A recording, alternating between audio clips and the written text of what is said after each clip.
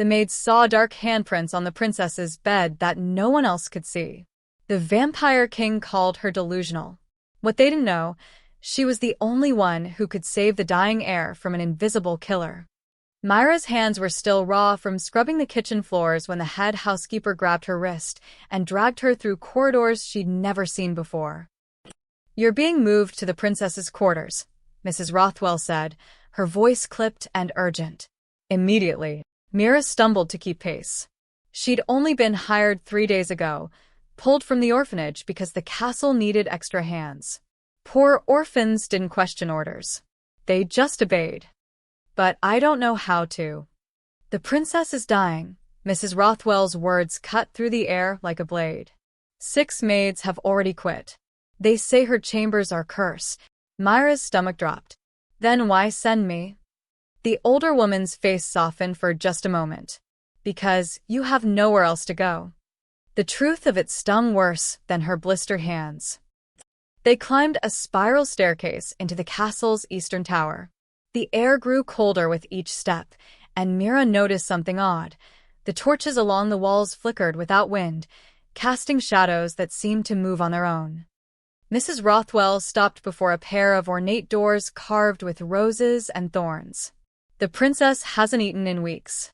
His Majesty has tried everything, the finest blood in the kingdom, physicians from across the realm, even priests who claimed to speak to the old gods."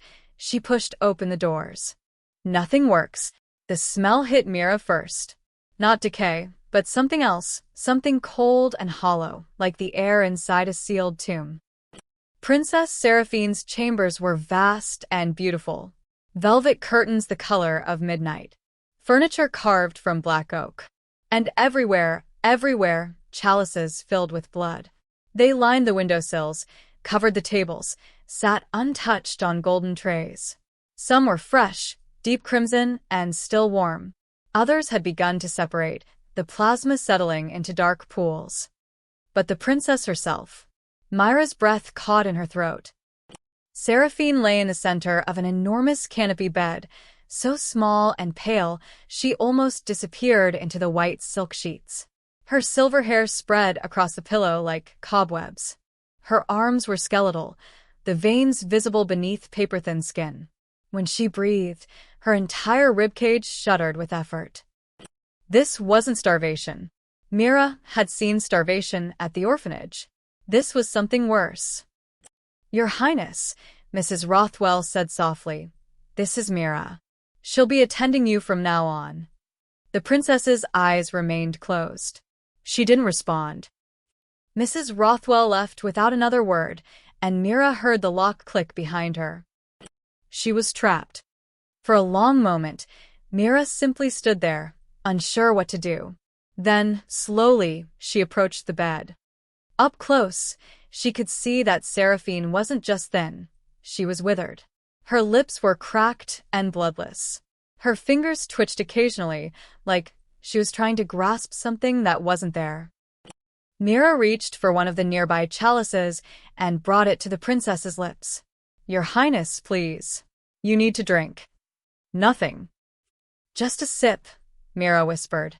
"Please." Seraphine's eyelids fluttered, but didn't open. Myra set the chalice down and looked around the room, desperate for anything that might help. That's when she saw them. Handprints. Dark, oily handprints pressed into the white sheets near the princess's shoulders. More on the pillows. 3 distinct prints on the headboard, as if something had been gripping it. Myra's heart began to race. She glanced back at Mrs. Rothwell's retreating shadow beyond the door. How had no one else noticed these? She looked closer. The prints weren't made of anything solid. They seemed to shimmer and shift in the lamplight, like oil floating on water. And they were cold. She could feel the chill radiating from them, even without touching them. "Can you see them too?" Myra jumped. The princess's eyes were open now, pale violet, sunken deep in her skull, but sharp. Alert. "The handprints," Myra whispered. A tear slid down Seraphine's cheek. "Everyone thinks I'm mad." Her voice was barely audible, each word an effort. "They say I'm refusing food out of spite, or melancholy or some curse I brought upon myself. But you're not. No, Seraphine's skeletal hand moved across the sheet, stopping at one of the dark prints. It comes at night. I feel it pressing down on me, crushing my chest. I can't breathe, can't move, can't scream. Her fingers trembled. It's feeding on me, and no one believes me because no one else can see it. Myra's mind raced. She'd heard stories at the orphanage, tales the older children whispered to scare the young ones. Stories of shadow creatures that fed on the living. But those were just stories, weren't they? Why can I see the prints? Mira asked. Seraphine's eyes met hers, and for the first time, something like hope flickered there. I don't know. But you're the first, she coughed, and it sounded like glass breaking. It will come again tonight. It always does. And each time, it takes more. How long has this been happening? 3 weeks, the princess's hand fell limp. I don't think I have much longer. Mira looked at the untouched chalices, at the withering girl before her, at the handprints that shouldn't exist. She thought about the 6 maids who had quit, about Mrs. Rothwell's words. They say her chambers are cursed. Something was very wrong in this castle. And somehow, impossibly, Mira was the only one who could see it. She straightened her spine and made a decision. She didn't know why she could see what others couldn't.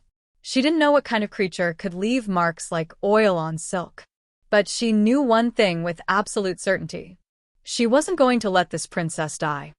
Then I'll stay awake, Mira said firmly. When it comes tonight, I'll be ready. Seraphine's expression shifted. Surprise, then something that might have been gratitude. You believe me? I see the marks. Mira moved to the window and opened the curtains slightly, letting in what little moonlight filtered through the clouds. That's enough. The princess closed her eyes again, exhausted by even that brief conversation. Mira settled into a chair beside the bed, her eyes fixed on those dark, impossible handprints. Somewhere in the castle below, bells chimed midnight. And in the shadows of the princess's chambers, something began to stir. The hours crawled past midnight like wounded animals. Mira forced her eyes to stay open, watching the princess's shallow breathing, counting each rise and fall of her chest. 23, 24, 25. The handprints on the sheets seemed darker now, more defined. Or perhaps that was just her exhausted mind playing tricks. At 2:30, the temperature plummeted. Myra's breath came out in visible puffs. Frost crept across the window panes in spiraling patterns. The flames in the oil lamps flickered and dimmed, as if something was drinking the light itself. Princess Seraphine's eyes snapped open. It's here, she whispered, her voice pure terror. Mira shot to her feet, scanning the room. She saw nothing, just shadows and flickering lamplight. But she felt it, a pressure in the air, like the moment before lightning strikes. Then Seraphine began to convulse. Her back arched off the bed, her mouth opening in a silent scream. Her hands clawed at her chest, at her throat, as if trying to tear away something invisible. Your Highness. Mira lunged forward, grabbing the princess's shoulders, and felt the wrongness immediately. The air above Seraphine was thick, like pushing through cold syrup. And beneath Myra's palms, the princess's skin was ice-cold despite the violent trembling. That's when Mira saw it. At first, it was just a shimmer, a distortion in the air above the princess's chest, like heat waves rising from summer stones. But as Mira stared, refusing to look away, the shimmer darkened and took shape. A creature was rising from Seraphine's body. It had no solid form, just a mass of translucent shadows that writhed and pulsed. Where its head should be, there was only a gaping void lined with needle-thin teeth that gleamed like black glass. Its arms, if they could be called arms, ended in those same oily handprints Mira had seen on the sheets, now pressed directly against Seraphine's sternum. The princess's convulsions grew worse. Her lips turned blue. Her eyes rolled back. She was dying. Right here. Right now. Mira didn't think. She grabbed the oil lamp from the bedside table and swung it with all her strength. The lamp struck the creature dead center. The sound it made wasn't quite a scream. It was higher, sharper, like metal scraping against metal. The creature recoiled, its shadowy form rippling and distorting. Where the lamp had connected, a patch of it glowed angry red, as if the oil and flame had burned something that shouldn't be able to burn. It twisted toward Mira, and she saw herself reflected in that void where its face should be. Small, terrified, insignificant. Then it lunged. Mira threw herself backward, crashing into the writing desk. Bottles of ink shattered. The creature swept over her, and for one horrible moment, she felt its touch, cold that burned, pressure that suffocated, hunger that had no bottom. But then it stopped. It hung in the air between Mira and the bed, shuddering violently. The burned patch was spreading, black smoke curling from its translucent body. It turned back towards Seraphine, reaching for her with those terrible hands. Mira grabbed an iron poker from the fireplace and thrust it forward like a spear. The creature shrieked again, louder this time. The poker passed through it, but where the iron touched, the shadows scattered like disturbed smoke. The creature began to collapse in on itself, folding and twisting into impossible shapes. Then, with one final screech that made Myra's teeth ache, it vanished. The room flooded with warmth. The lamps brightened. The frost on the windows melted in seconds, leaving trails of water that looked like tears. Mira dropped the poker and ran to the bed. Seraphine lay perfectly still. Too still. No, no, no. Mira pressed her fingers to the princess's throat, searching desperately for a pulse. There. Faint, but there. Seraphine's chest rose with a shallow breath. Then another. But her eyes remained closed, her face slack. She'd slipped into some deep unconsciousness. Not sleep, not quite death. Something between. Mira sank to the floor beside the bed, her whole body shaking. Her hands were burned where she'd gripped the hot lamp. Her shoulders ached where the creature had touched her. But she was alive. And so was the princess. For now. Mira looked at the poker lying on the floor, then at her trembling hands. She'd driven the creature away, but she understood with cold certainty that it wasn't dead. It had retreated, hidden itself. And it would come back. The princess wasn't starving. She wasn't cursed by melancholy or spite. Something was feeding on her. Something invisible to everyone except Mira. Something that had been draining the life from the vampire princess night after night, growing stronger while Seraphine grew weaker. Myra's mind raced. She needed to tell someone. The king. The priests. Someone with power who could. Who could what? Believe a poor orphan maid over their own eyes? She'd seen the handprints that everyone else missed. If the castle's priests and physicians couldn't see the creature, they'd never believe it existed. They'd call her mad. Or a liar. Or worse. But she had to try. Because if she didn't, Princess Seraphine would be dead within days. Mira pulled herself to her feet, casting one last look at the unconscious princess. "I'll fix this," she whispered. "I swear it." Dawn light began to creep through the windows, pale and gray. Mira straightened her burned hands, steadied her breathing, and headed for the door. She had a king to convince. The throne room felt like a cathedral built for giants. Vaulted ceilings disappeared into shadow. Columns of black marble lined the walls, each carved with the faces of long-dead vampire kings. And at the far end, seated on a throne of twisted iron and silver, was King Aldrich himself. Mira had never seen him up close. He was tall, even sitting, with sharp features and eyes like winter storms. His dark hair was threaded with silver, and his ceremonial robes, deep crimson trimmed with gold, made him look like a figure from legend rather than flesh and blood. Around him stood his council, for vampire priests in hooded black robes, 3 military generals with medals covering their chests, and a physician who kept wringing his hands nervously. They all turned to stare as Mira, was escorted in by 2 guards.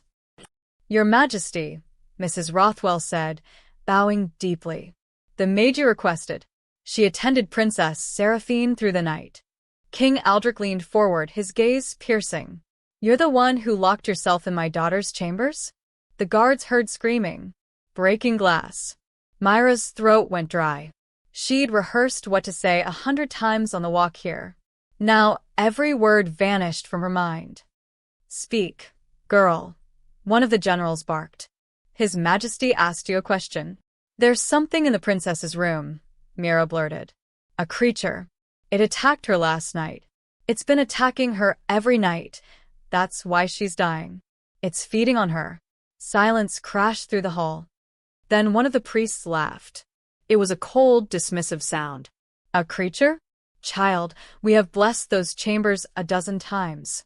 There is no demon, no curse, no." "I saw it." Myra's voice echoed off the marble. It rose from her chest. It had no face, just shadows and teeth.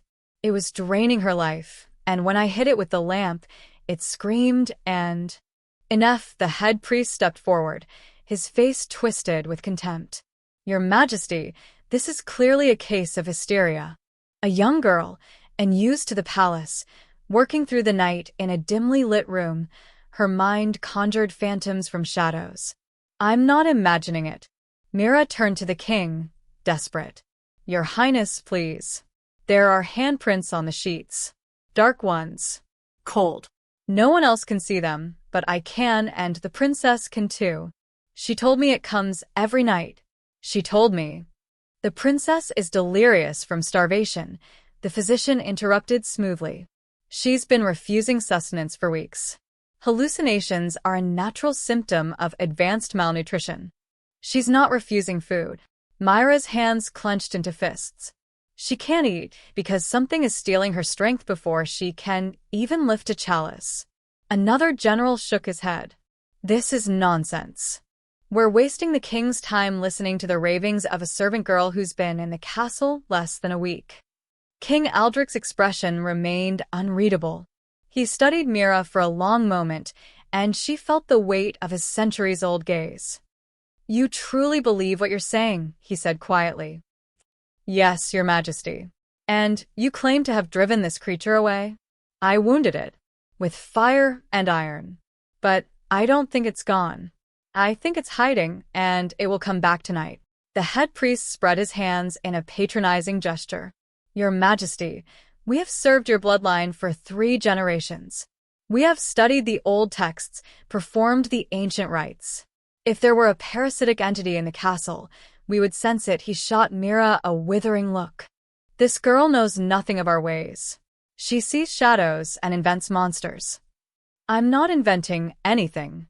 "Then explain," the physician said, his tone dripping with false patience, "why trained priests, experienced physicians, and His Majesty himself have seen nothing. Why would only you, an uneducated orphan, possess this unique sight?" Mira opened her mouth and found she had no answer. Why could she see it? What made her different? "Perhaps," another priest said slowly, "the girl herself brought something with her.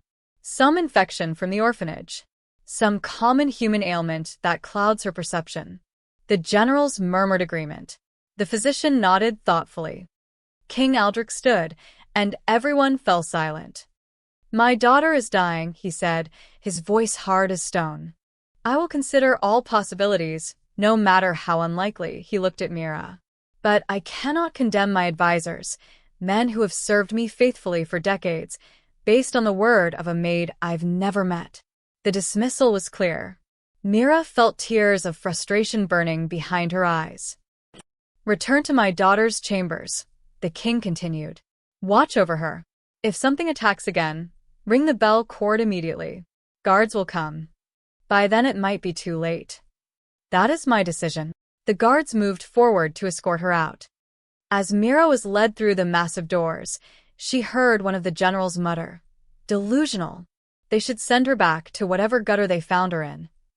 The doors closed with a boom that echoed like a coffin lid slamming shut. Mrs. Rothwell waited in the corridor, her expression grim. But as the guards walked away, she leaned close and whispered, "Come with me." Quickly, she pulled Mira into a narrow side passage. "You're not the first to see things in this castle," the old woman said, her eyes darting nervously. "Things the priests deny. Things the nobles refuse to acknowledge." She gripped Myra's arm. "This castle has seen unseen guests before, and those who speak of them disappear." Myra's blood ran cold. "What do you mean?" "Find the abandoned library. East wing, 3rd floor. No one goes there anymore." Mrs. Rothwell's voice dropped to barely a whisper. "There are answers in the old books. Answers they don't want anyone to find." Then she was gone, hurrying back down the main corridor before anyone noticed. Mira stood alone in the shadows, her heart pounding. The priests didn't believe her. The generals mocked her. Even the king, worried as he was, trusted his advisors over her. But someone else had seen these creatures before, and they'd left records. The east wing smelled like decay and forgotten time. Mira navigated through corridors choked with dust, past rooms sealed behind warped wooden doors.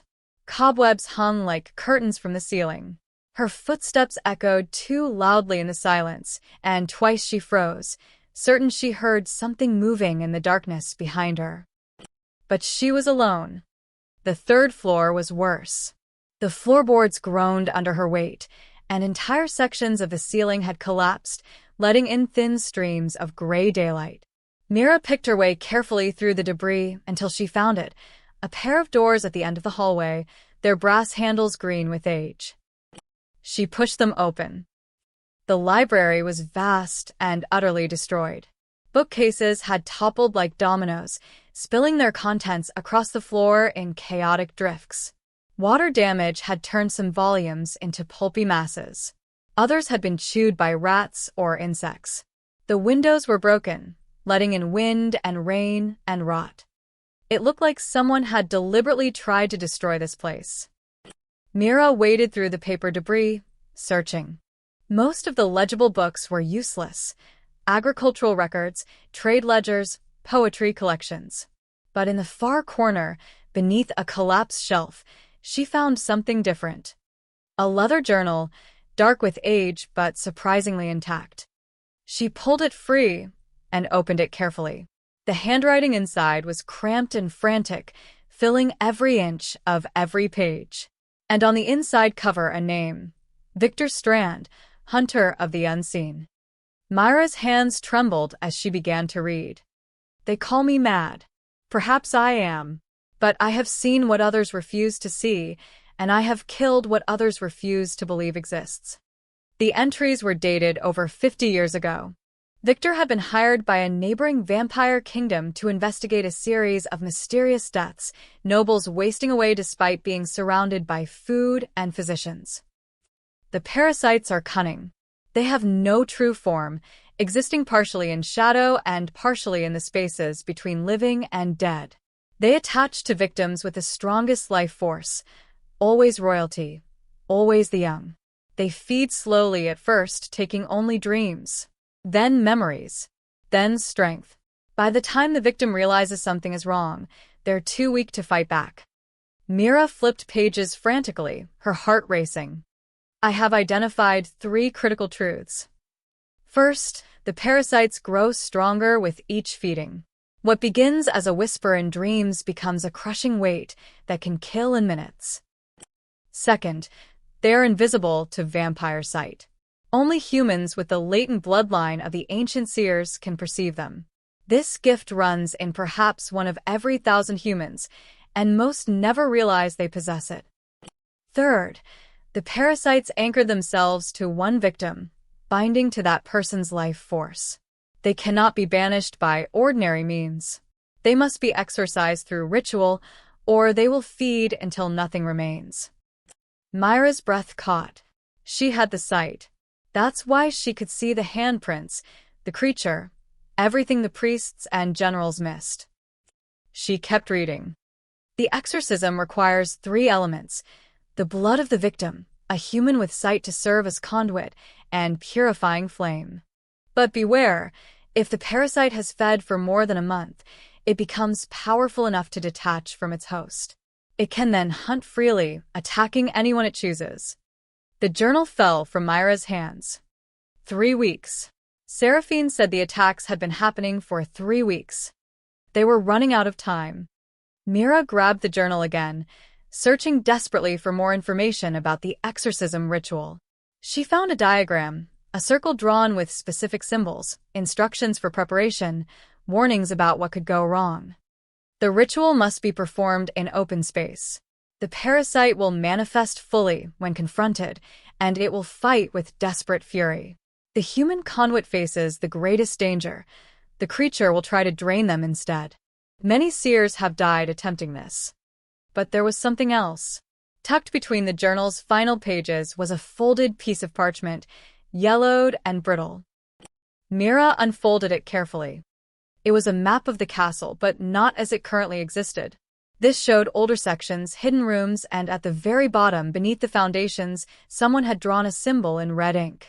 The same symbol appeared in Victor's descriptions of parasites.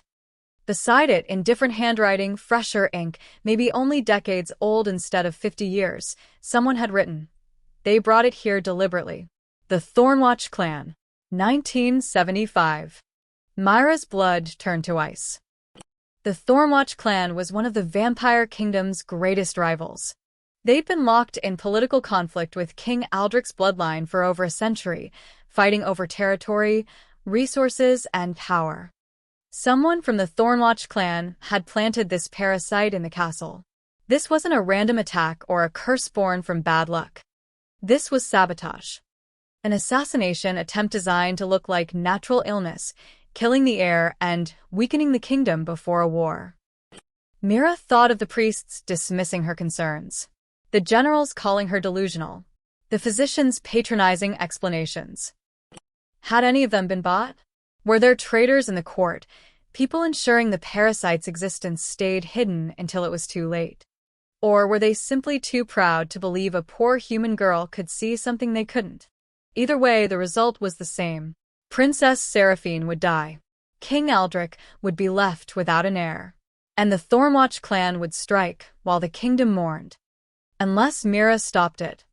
She clutched the journal to her chest and stood, her mind racing. She had the knowledge now. She knew what the creature was, where it came from, and how to kill it. But Victor's warnings echoed in her head. The human conduit faces the greatest danger. She might die doing this. Mira looked around the destroyed library, at the books that had been deliberately ruined, at the knowledge someone had tried to bury. Then she thought of Seraphine's skeletal hand reaching across the sheets. Everyone thinks I'm mad. Mira had been invisible her entire life. Poor, orphaned, powerless. No one had ever believed her about anything that mattered. But she could see the truth. And that meant she was the only one who could act. She tucked the journal inside her apron and headed for the door. Tonight, she would perform the exorcism. Tonight, she would save the princess or die trying. Mira made it halfway back to Seraphine's chambers before the creature attacked her. It came from nowhere, a wall of freezing shadow that slammed into her chest and sent her crashing into the stone corridor. The journal flew from her hands, skidding across the floor. She tried to scream, but the creature's weight crushed the air from her lungs. Its void face loomed over her, teeth glinting like shattered obsidian. This close, she could smell it, ancient dust and copper, and something rotten beneath. It had followed her from the library. Or worse, it had been waiting for her. Mira clawed at the shadows, her fingers passing through them uselessly. The cold burned worse than fire. Her vision started to blur at the edges, darkness creeping in. No. Not like this. She twisted her body violently, rolling toward the nearest window. Afternoon sunlight streamed through the glass, and when the light hit the creature, it recoiled with that awful metallic shriek. Mira gasped for air, scrambling backward. The creature hovered at the edge of the shadows, pulsing with rage. It was larger than last night, more solid, more real. The burned patch she'd given it had healed completely. It was getting stronger. "What do you want?" Mira choked out. The creature tilted its head, as if considering her question. Then it spoke, not with sound, but directly into her mind. The words felt like ice water poured into her skull. The girl. The royal blood. Meaning. You can't have her. Already mine. Bound. Anchored. The creature drifted closer to the light's edge. You. Interesting. You see. You hurt me. Its form rippled with something that might have been curiosity. Rare. Stay away from both of us. The creature laughed, a sound like breaking glass. Cannot stop. Must feed. Tonight. I finish. Then it dissolved into the shadows and was gone.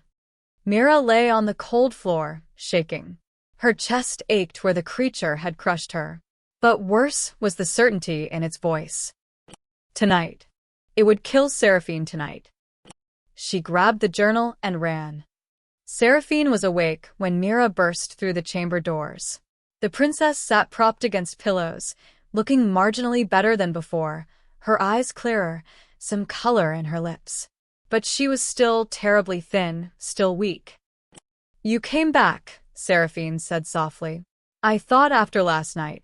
I found answers. Mira locked the door and dragged a chair against it. Your Highness, I know what's attacking you.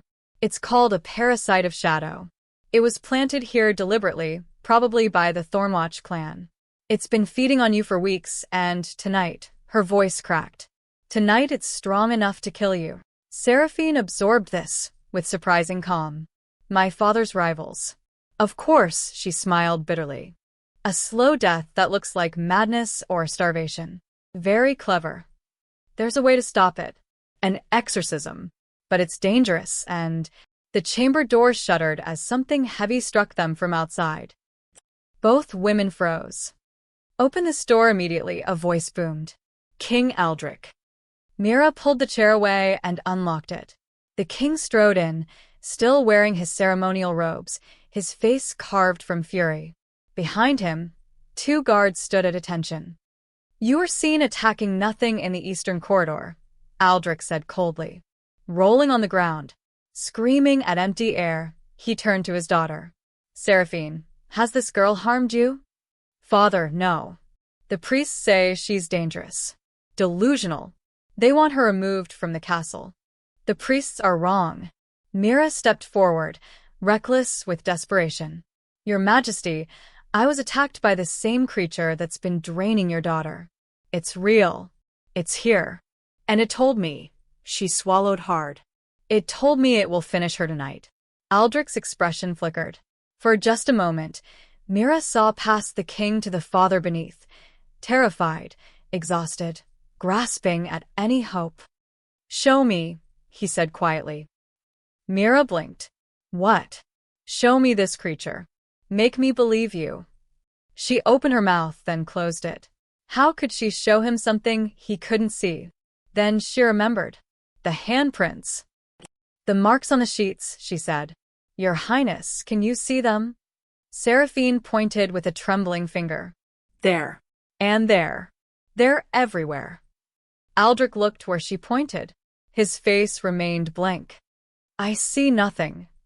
Because you're not meant to, Mira said urgently. Only humans with a specific bloodline can perceive shadow parasites. It's ancient magic, older than the vampire kingdoms. I have that sight. That's why I can see it. That's why I can fight it. She thrust Victor's journal at him. This explains everything. A vampire hunter documented them 50 years ago. The parasites target royalty. They're invisible to vampire eyes. And someone from the Thornwatch clan planted this one here to assassinate your heir. Aldrich took the journal, his hands shaking. He read in silence for several minutes. When he looked up, his face had transformed, no longer dismissive, but haunted. Victor Strand. I knew this name. He disappeared decades ago. The priest said he was mad, that his claims of invisible monsters were blasphemy. Aldrich's jaw clenched. They burned his research. Not all of it, Mira said.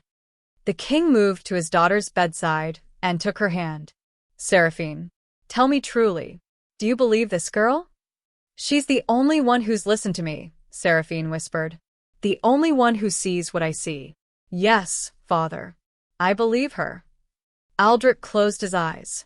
When he opened them again, they glistened with unshed tears. What do you need? He asked Mira. The question hung in the air like a lifeline. An outdoor space. Tonight. The ritual requires open air and fire. If we do it in here, the entire tower could burn. Myra's heart pounded. And I need your daughter's blood. Not much, but... Take whatever you need.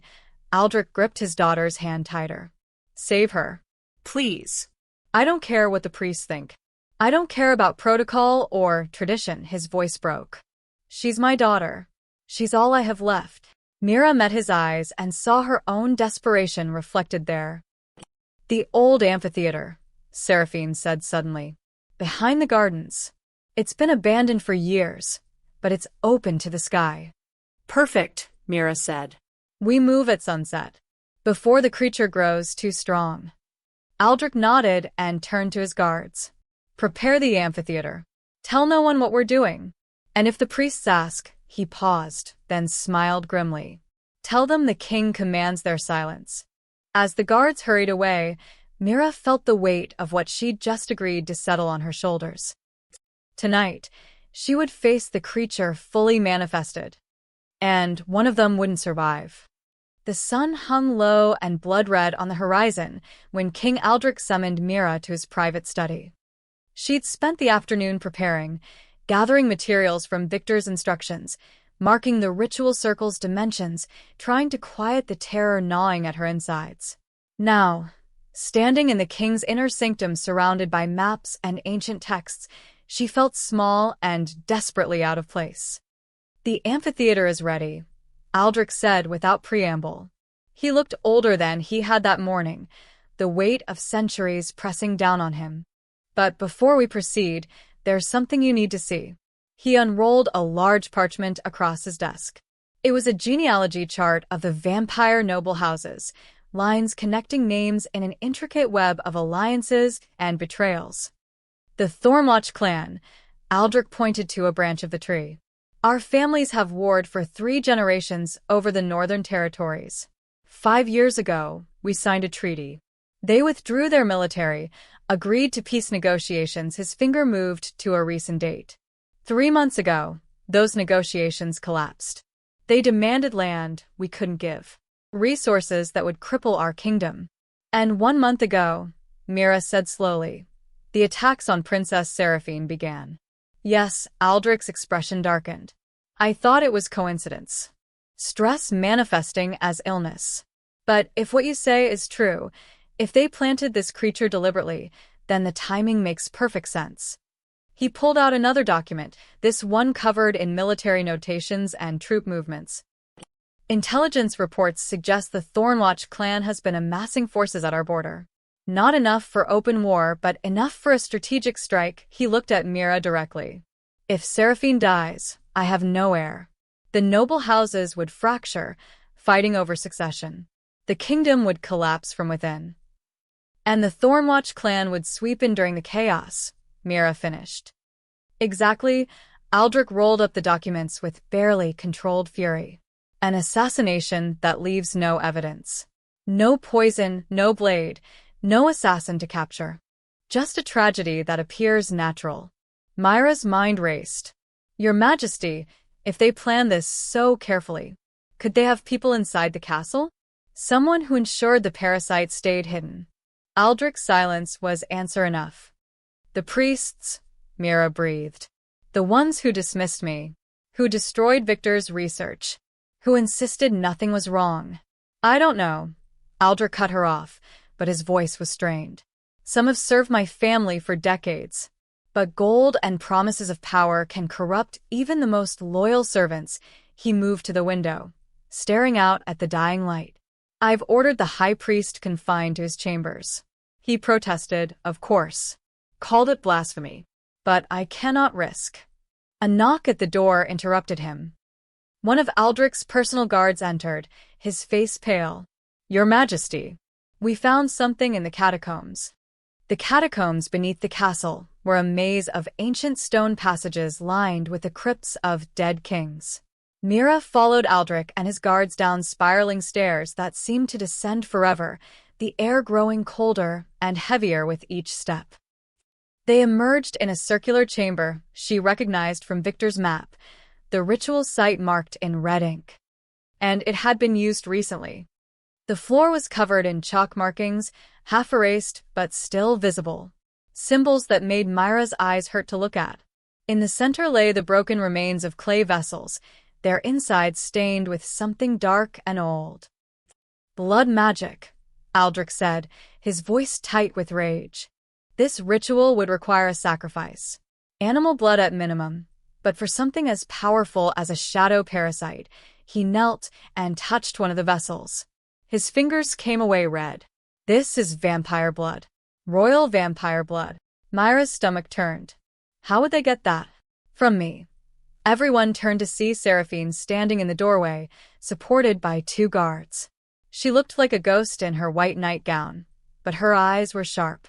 3 months ago, I donated blood to the kingdom's reserves. It's tradition when a princess comes of age. I never thought, her voice wavered. They used my own blood to bind the parasite to me. Aldrich crossed to his daughter, steadying her. You shouldn't be down here. I needed to see. Seraphine looked at the ruined ritual circle with something between horror and fury. They used me to murder myself. One of the guards stepped forward, holding something carefully. Your Majesty. We found this hidden in the wall. It was a sigil pressed into wax, the official seal of the Thornwatch clan. And beneath it, a scrap of parchment with 2 words in elegant script. Phase 1. The implications crashed over them like a wave. There are more, Mira whispered. This isn't the only parasite. Aldrich's face went white. If they've planted others throughout the kingdom, targeting other noble families, the entire vampire aristocracy could collapse, Seraphine finished. And no one would know why. They'd all just waste away.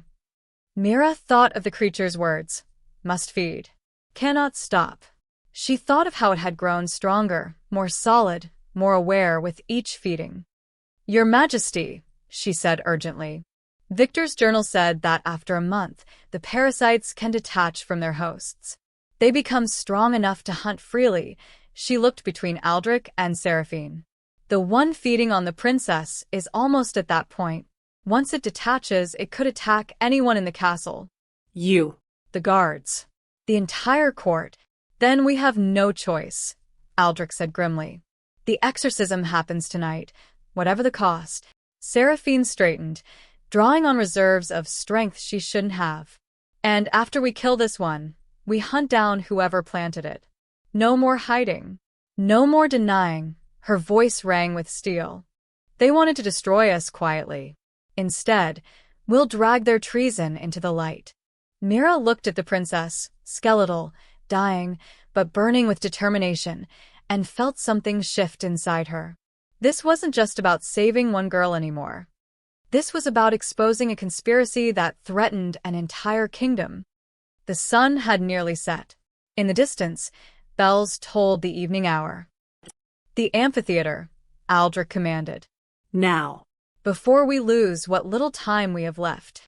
They ascended from the catacombs in grim silence, each knowing that in the next few hours, everything would change.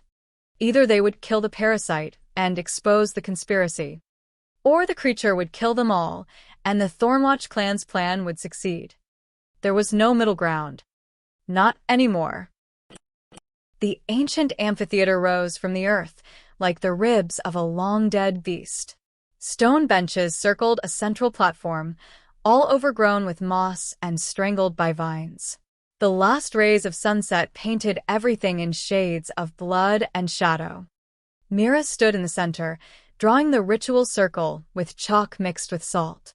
Her hands shook as she copied the symbols from Victor's journal. One mistake, one line out of place, and the exorcism would fail. Around the perimeter, King Aldrich had stationed his most trusted guards.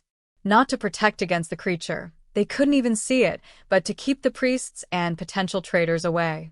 Already there had been attempts to interrupt. The high priest had sent messengers demanding an audience. The generals claimed Aldrich was mad, risking his daughter's life on superstition. But the king had held firm. Now he stood beside the platform, watching Mira work, his daughter leaning heavily against him. The circle must be perfect, Mira said, more to steady herself than to inform. And we need fire. Lots of it. Guards brought torches and arranged them in a ring around the circle. The flames cast dancing shadows that made Myra's skin crawl. Every movement in her peripheral vision looked like the creature. How does this work? Seraphine asked. She'd insisted on walking to the amphitheater herself, refusing to be carried. Pride, or perhaps defiance against the thing that had been killing her. Mira opened the journal to Victor's diagram. I stand in the circle's center and drink a mixture of your blood and holy water. That creates a connection, a bridge between us. The creature will sense it and manifest fully to defend its claim on you. When it does, the flames should trap it long enough for me to, she hesitated. To what? Aldrich pressed. To destroy its anchor point, Mira touched her chest. The parasite binds itself to its victim's life force. I have to sever that binding. Victor says it requires the sight, royal blood, and will. Pure will to unmake what was made. And if your will isn't strong enough? Seraphine asked quietly. Mira met her eyes. Then it will drain me instead. And probably you as well, since we'll be connected. The princess smiled, sad and knowing. So, we both risk everything. Yes. Good, Seraphine straightened as much as her weakened body allowed. I'm tired of being a victim. Aldrich pulled a silver dagger from his belt and offered it to his daughter. The blood must be freely given. Are you certain? I've never been more certain of anything. Seraphine took the blade and drew it across her palm, without flinching. Dark blood welled up, and she let it drip into a chalice Mira held ready. The king added holy water from a crystal vial, and the mixture turned strange. Not quite liquid, not quite smoke, shimmering in the firelight. Once I drink this, Mira said, there's no stopping. The creature will come whether we're ready or not. We're ready, Aldrich said, though his voice betrayed his fear. Mira raised the chalice to her lips and drank. The taste was copper and ice and something ancient beyond words. It burned down her throat and exploded in her chest like swallowed lightning. She gasped, and suddenly she could feel Seraphine, the princess's heartbeat syncing with her own, their life forces flowing together like two rivers meeting. And something else felt it too. The temperature plummeted. Frost spread across the stone in spiraling patterns. The torches flickered wildly, their flames turning from orange to sickly green. Then the creature came. It didn't rise slowly this time. It erupted from the shadows between the stones, fully manifested and massive. Twice as large as before, its translucent body roiled with captured darkness. The void where its face should be had split wider, revealing rows upon rows of glass-shard teeth. Its hands, those terrible oily hands, reached for Mira with hunger that transcended physical need. Mine. Its voice was a shriek inside her skull. Both mine now. The creature lunged. Mira threw herself backward, and the ring of torches flared. The flames leaped higher, forming a barrier of fire and light. The creature slammed against it and recoiled, smoking and screaming. But the flames wouldn't hold it forever. Mira could feel the binding now, a cord of dark energy tethering the creature to Seraphine's chest. It pulsed like a diseased heartbeat, drawing strength from the princess with every passing second. She had to cut it, had to sever the connection. Mira reached out with her sight, with the gift she'd never known she possessed, and pulled. The creature felt it. Its shriek reached a pitch that shattered two of the torches. It turned its full attention on Mira, launching itself at the flame barrier with suicidal fury. The fires wavered. Dimmed. No. Aldrich grabbed a torch and thrust it forward, reinforcing the circle. But he couldn't see where the creature actually was. The torch passed through empty air, while the parasite attacked from a different angle. Its hand broke through the flames and wrapped around Myra's throat. Cold. So cold it burned. Mira felt her strength draining, her vision darkening. The creature's mouth opened impossibly wide, preparing to feed. Get away from her. Seraphine stumbled into the circle, clutching a torch. She couldn't see the creature either, but she could see where Mira was being attacked. She thrust the flames forward blindly. By pure chance, the fire struck the creature's binding cord. The parasite shrieked and released Mira, writhing in agony. The cord flickered, weakened. Mira saw her chance. She gathered every ounce of will she possessed, every moment of fear and determination and rage at the injustice of it all. An orphan girl who'd been told she was nothing, worth nothing, seeing nothing, and she pulled with everything she had. The binding cord stretched, strained, snapped. The creature's scream was the sound of something fundamentally unmade. It thrashed wildly, no longer tethered, no longer sustained. The stolen life force it had accumulated began to hemorrhage away in streams of dark smoke. The fire! Mira shouted. Surround it! Don't let it escape! The guards threw all remaining torches into the circle. The flames surged higher, forming a cage of light and heat. The creature threw itself against the barrier again and again, but each impact weakened it further. Mira and Seraphine stood together in the center, holding each other upright, and watched as the parasite that had been slowly murdering the princess burned to ash. Its final scream echoed across the amphitheater, then cut off abruptly. Silence. The fires died down to normal torchlight. The frost melted. The air warmed. And in the center of the circle, where the creature had been, there was nothing but a scorched mark on the stone and a faint smell of sulfur. It was over. Seraphine collapsed, and Mira caught her. Both girls sank to the ground, exhausted beyond measure. But when Mira looked at the princess, she saw color returning to her cheeks, saw her breathing deepen and steady. The princess was going to live. King Aldrich rushed forward, gathering his daughter into his arms, tears streaming down his ancient face. You did it, he whispered.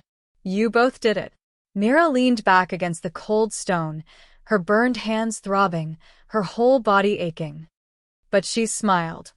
Because for the first time in her life, she'd been seen. And she'd saved someone who mattered.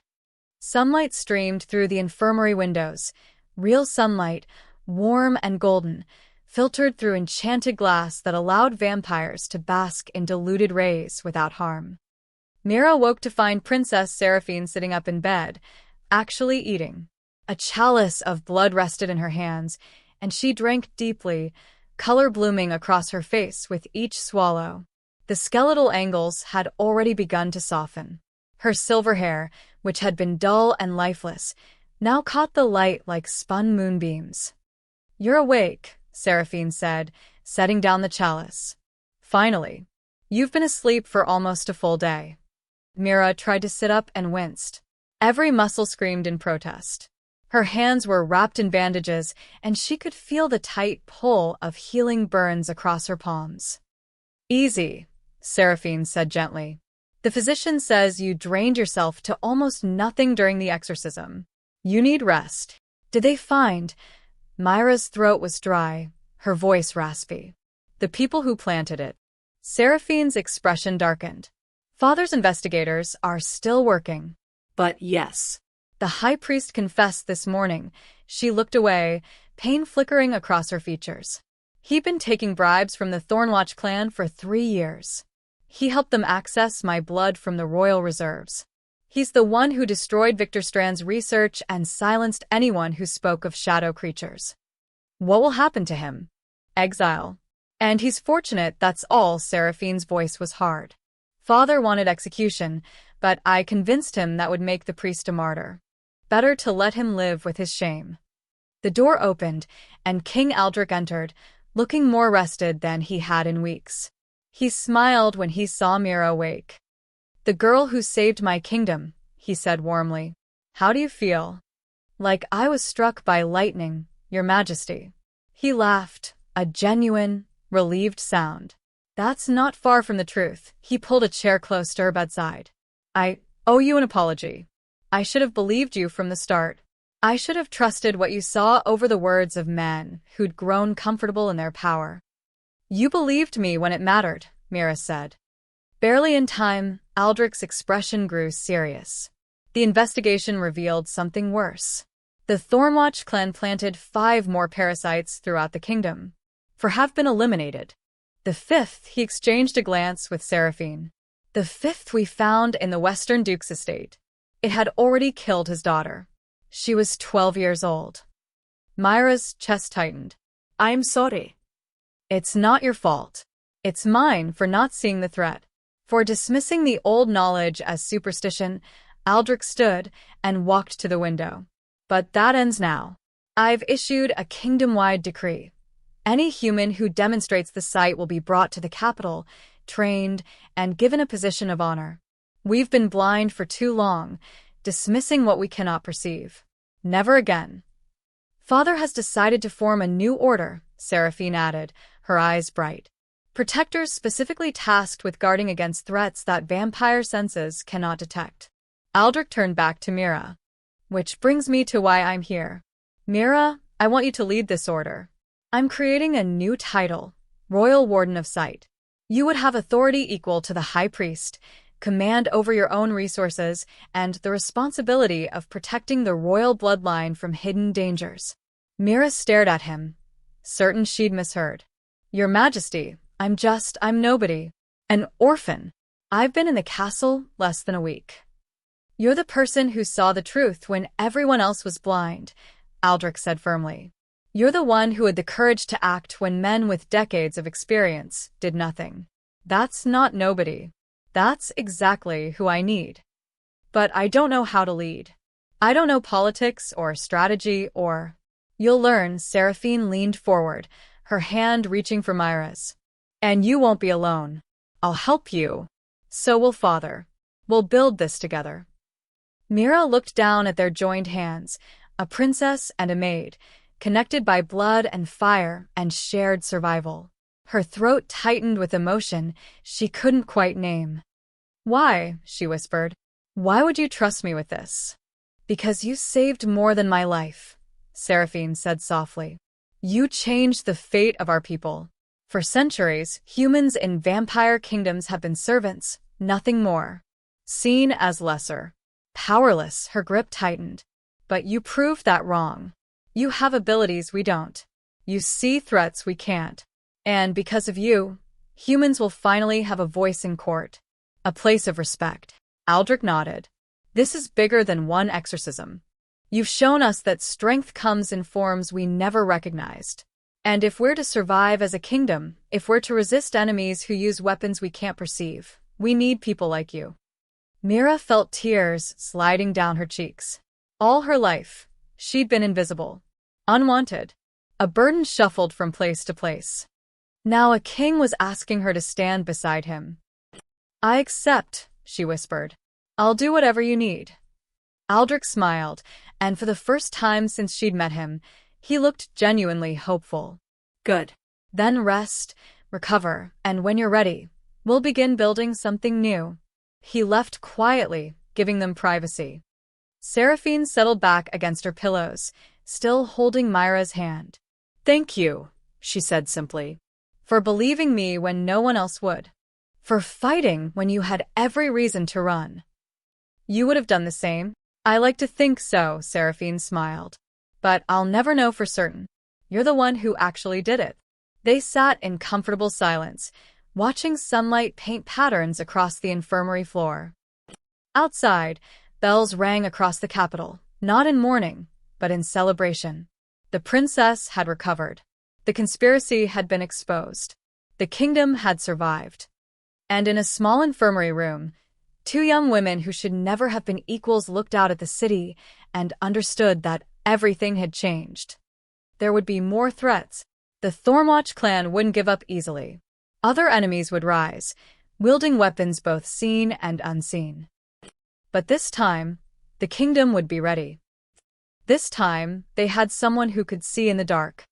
What happens now? Mira asked. Seraphine squeezed her hand. Now? We heal. We train. We prepare. She turned to meet Myra's eyes. And we make sure that no one else dies in silence, dismissed and unbelieved. Mira nodded, feeling the weight of responsibility settle onto her shoulders like a cloak. She was the royal warden of Sight now, protector of the bloodline, guardian against invisible threats. She was poor Mira no longer. She was the girl who'd performed a miracle. And her story, their story, was just beginning.